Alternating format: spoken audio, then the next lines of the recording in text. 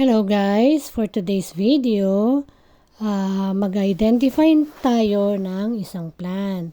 Ito ay tinatawag na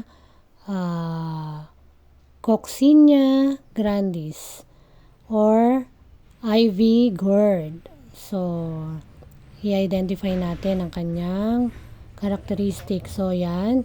Sa kanyang vine, meron siyang tendrils. Yan. Meron siyang leaves. Yan, every single leaves may kasamang tendrils. So, meron din sometimes sa leaves and tendrils, doon din tumutubo yung pinaka bunga. Ayun o, yun yung kanyang bunga. So, mukha siyang pepino na maliit. Yan ang tsura niya. So, may tendrils. So, yan yung bunga, tapos may dahon. So, yan yung pinaka-identification niya. Tapos, yung pinaka-leaves niya, yan, parang may mga dot-dot na yellow. So, parang heart shape yung kanyang leaves. So, itong halaman na to, ang variety na to ay mapait. Meron palang ivy gourd na medyo sweet. So, itong variety na hinulog ng ibon sa aking garden is mapait. Yan siya.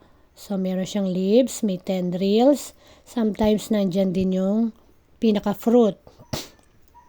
Parang every single, ayan, may flower siya, oh. Flower. So, yung flower na yun, dun lalabas yung fruit.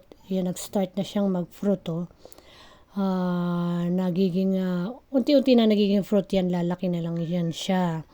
So, in every single leaves, merong bulaklak at may tendrils.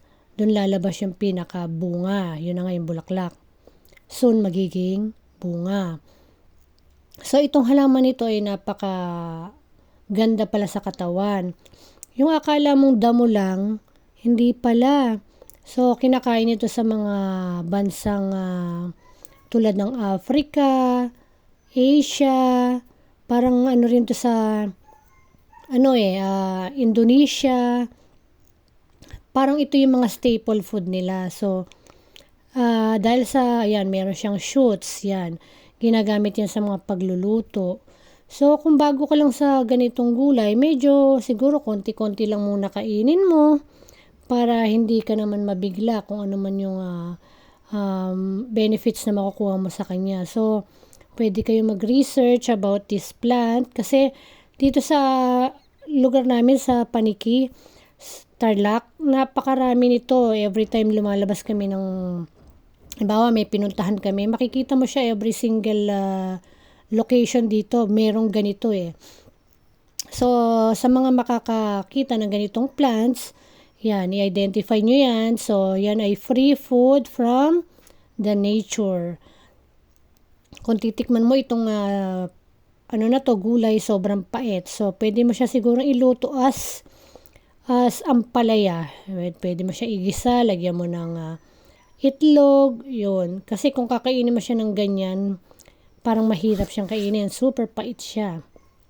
So, additional sa ating gulay na i-consume, wag lang laging pechay, kangkong, yan, oh. So, free from nature, Tindora, ivy gourd. So, I hope you learned something, guys. So, pag may nakita kayong plants na ganito, wag nyo hong bunutin, wag nyo patayin. Ulamin nyo, guys. So, free ito from nature. Hindi nyo kailangan bumili. So, that's it for today's video. I hope I give you some tips para kayo ay magkaroon naman ng panibagong gulay. Thanks for watching. Bye!